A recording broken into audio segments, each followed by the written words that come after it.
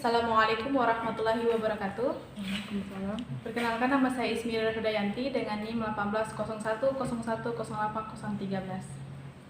Alhamdulillah, saya sekarang sudah berada di SMP 12 Konawe Selatan, dan alhamdulillah didampingi langsung oleh Ibu Dewi Retnawati SPD MPD selaku Kepala Lab SMP Negeri 12 Konawe Selatan.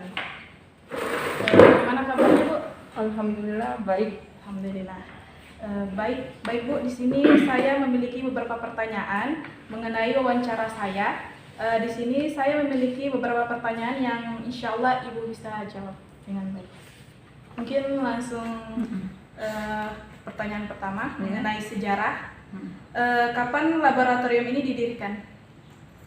Kalau mengenai kapan didirikan laboratorium ini, kalau saya sendiri masuk di sini sekitar tahun 2011. Jadi tahun berdirinya ini sekitar di bawah tahun 1995 ya, Pak Ahmad?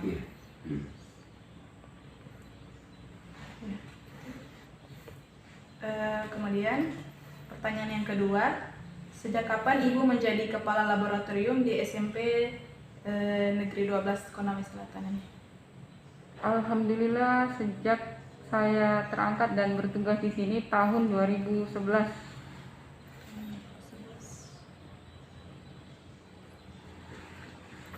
Kemudian pertanyaan yang ketiga, bagaimana bentuk organisasinya, penugasan setiap anggota di lab ini, Bu?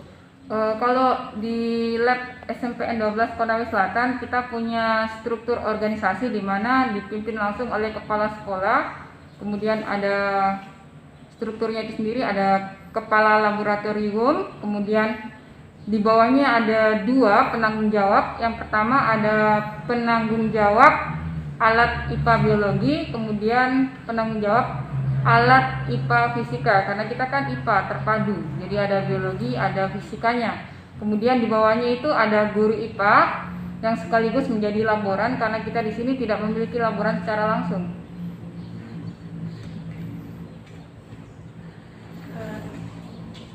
Kemudian pertanyaan yang nomor 4, bagaimana pengadaan alat dan bahan sebelum melakukan praktikum? Oke. Sebelum masa pandemi ini kita melakukan praktikum secara berkala yang langsung dilaksanakan oleh masing-masing guru mata pelajaran tiap jenjang, kelas 7, 8, dan kelas 9. Ada jadwal yang dibuat agar tidak bertabrakan antara 19 kelas yang ada di sini, sehingga karena tadi sebelumnya sudah dijelaskan bahwa yang menjadi laboran itu adalah guru IPA itu sendiri, maka sebelum melakukan praktikum, maka persiapan alat sesuai dengan materi yang akan diajarkan disiapkan langsung oleh guru masing-masing.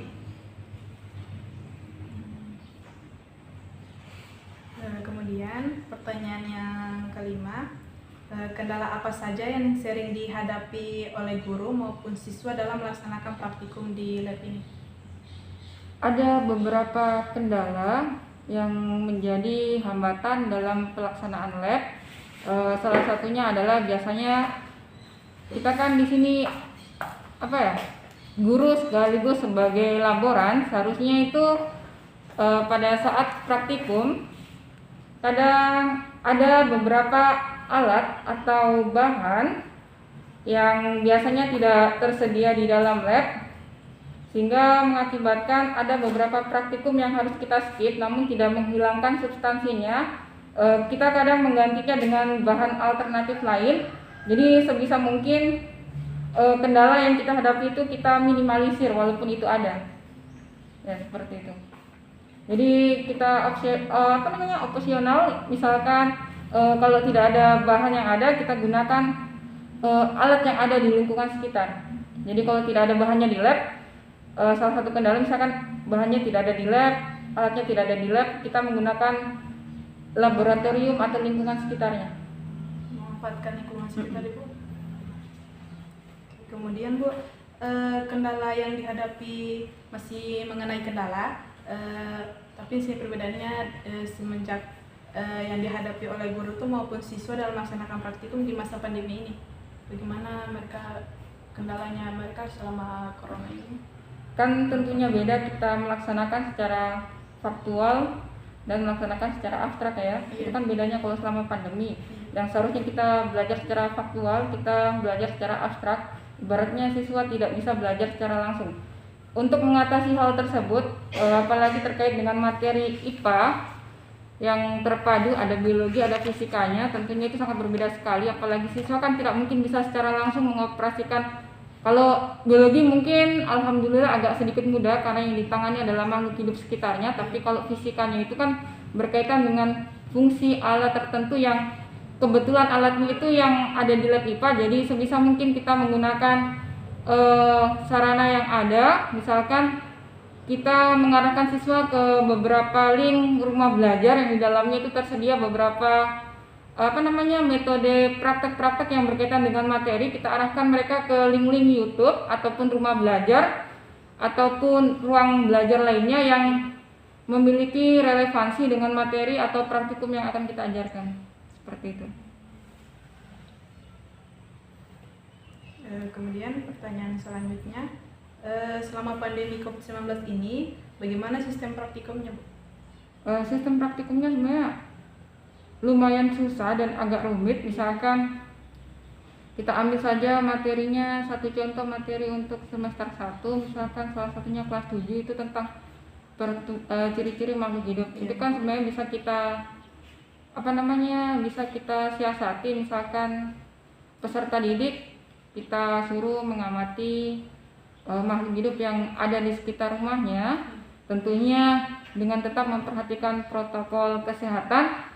Kita membatasi, misalkan kita buatkan mereka semacam LKPD atau lembar kerja peserta didik yang di dalamnya sebisa mungkin kita mematuhi protokol kesehatan, namun tujuan pembelajaran yang ingin kita capai dengan praktik tersebut bisa tercapai. Misalkan bisa untuk ciri-ciri makhluk hidup mereka mengamati anggota keluarga yang ada di rumahnya ataupun hewan, tumbuhan yang ada di sekitar rumahnya, tapi tidak keluar dari batasnya. Seperti itu. Iya, ruang. Kemudian pertanyaan yang terakhir, Bu, bagaimana siswa memperoleh sampel praktikum? Ketika praktikum dilaksanakan, bagaimana mereka mendapatkan sampelnya? Kan tidak semua praktek itu menggunakan sampel. Iya. Misalkan ada memang praktek-praktek tertentu, misalkan terkait dengan pertumbuhan perkembangan, mereka harus menggunakan misalkan benih kecambah kacang hijau. Si A misalkan punya benih kacang hijau di rumahnya, oke, silakan si A menggunakan benih kacang hijau.